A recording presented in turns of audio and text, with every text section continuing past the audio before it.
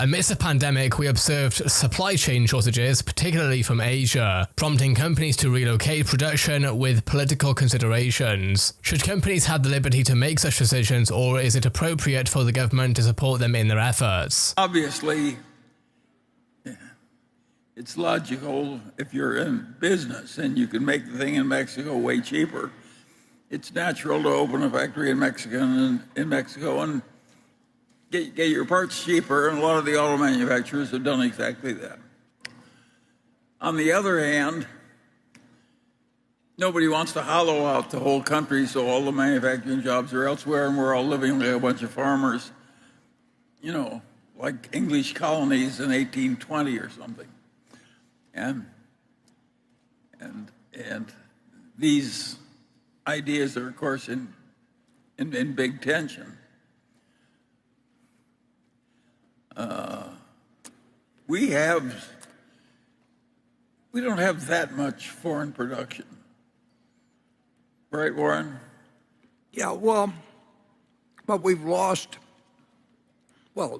originally Berkshire Hathaway, the textile manufacturer, it lost because the South became feasible versus the North, and of course then eventually the South got expensive compared to China. Sure, and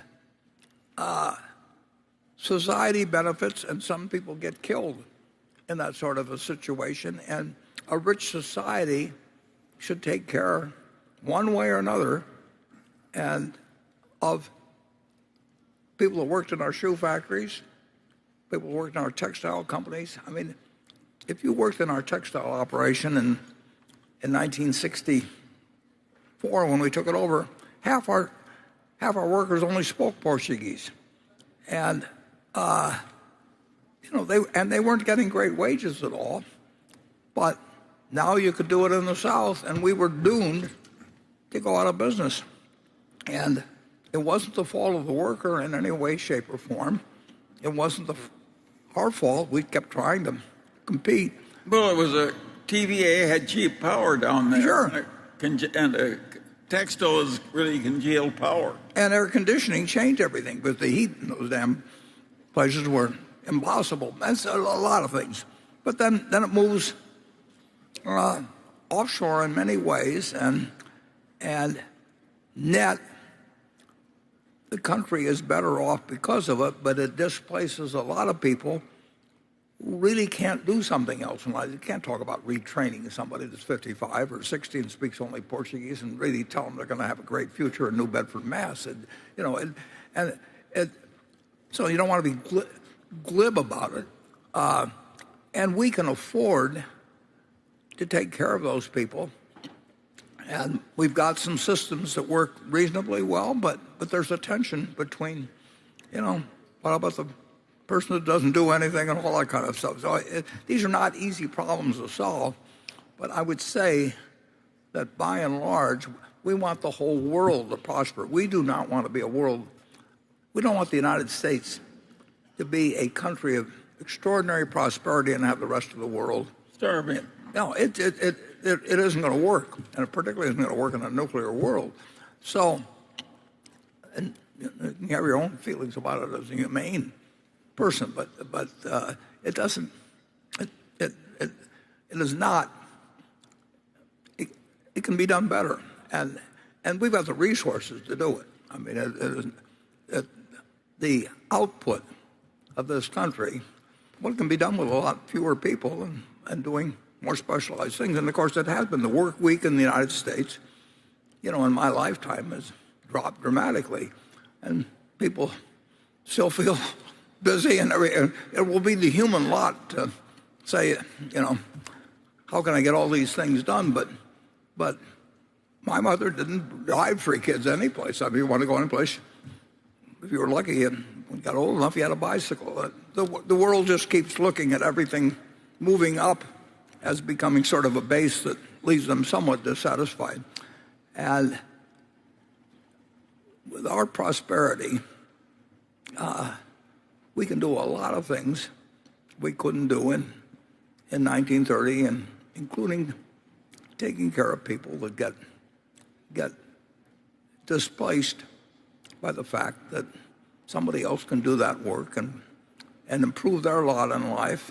And we got to make sure that we have the best system that takes care of the people who get displaced by that. But doing that in a political system we have and everything, we'll make a lot of mistakes along the way, but we got to keep moving in that direction. And really interesting thing about it is that Adam Smith was right, that the free market capitalism automatically, with a lot of property in private hands and free trade and all that, automatically creates GDP per capita that grows and helps everybody, including the people at the bottom. Helps everybody a lot. But inherent in the process, there's a lot of pain in that free market capitalism. For instance, to the Portuguese workers in a textile company in New Bedford. And nobody's ever figured out how to take all the pain out of it. We do have government safety nets to take some of the pain out. We make those safety nets a little bigger as time goes by. But apart from that, if you try and take all the pain out, you'll also take all the gains out of it. You won't have a growing GDP per capita.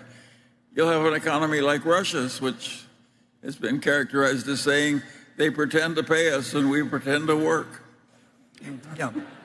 Yeah, the other systems haven't worked better, but it also produces more and more disparities in wealth, and people that do nothing but get assets under management without actually performing anything extra make fortunes. And I mean, it's the job of government to keep the best aspects of capitalism while not causing people that only speak Portuguese to suffer in the process. I mean, the two aren't compatible politically over time, and we stumble along making progress on things like Social Security and all that, and we are a lot better off than we are when I was born. Net, the United States has done a very good job of this tension between capitalistic growth and a growing social safety net.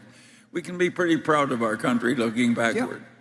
Under free market capitalism, businesses compete with each other to sell goods and services, which leads to economic growth and an increase in the country's GDP. This growth benefits not only the wealthy, but also those at the bottom, as businesses create jobs and increase wages to attract workers. The competitive nature of free market capitalism means that businesses that cannot compete are forced to shut down, resulting in job losses for workers in those industries. This pain is a natural part of the system and cannot be avoided entirely. Governments can provide safety nets, such as unemployment benefits and job retraining programs to help workers who have been displaced by the system. However, if the safety nets are too generous, it could create a disincentive for workers to seek new jobs and could lead to a decrease in economic growth. While safety nets can help alleviate some of the pain of job displacement, it is important to develop a system that helps workers transition to new industries and retrain for new jobs. However, this is a complex problem that requires significant resources and innovation. As a wealthy country, the US has the resources to provide for its citizens and should strive to create a system that benefits everyone, not just the wealthy. Additionally, the US should work towards creating a global economy that benefits everyone, including developing nations.